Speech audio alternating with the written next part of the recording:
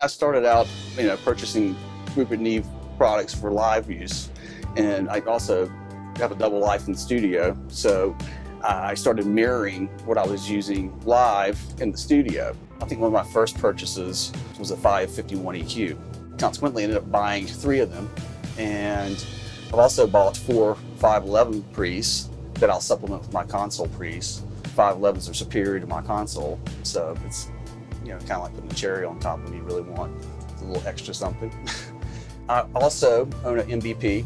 I own several stereo bus compressors, but that one in particular just lives on my stereo bus because it's so versatile and musical.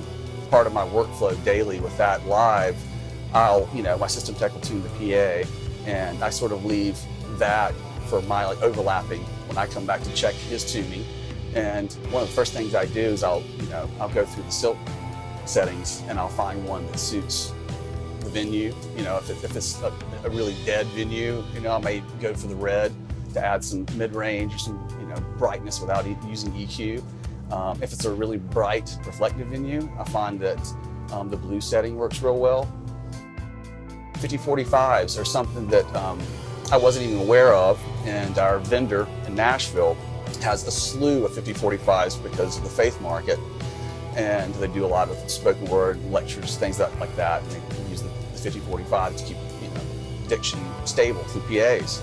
So I started using them on background vocals, and what's nice about the 5045 is it allows me to not nurse the background vocals. I can get a nice soft setting, and I get that extra little 3 dB boost, and I don't have to sit there and massage background vocals throughout the night. I can focus on the big picture.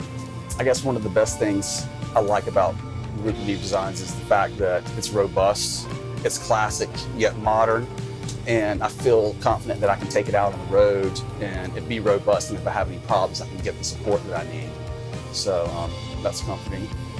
I just bought a Shelford Channel last week and haven't used it in the studio yet. I've used it 3 shows live. It basically allowed me to release most of my plugins on the vocal channel.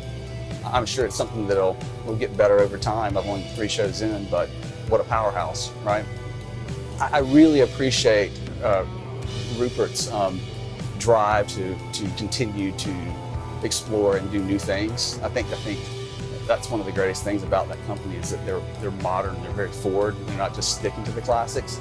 But on the other hand, I do appreciate that some people were able to convince him to go back and do what he did best with the classic stuff like the Shelford series. Half the reason why I just bought that is it's such an amazing piece of gear, and it's very vintage yet modern all at the same time again.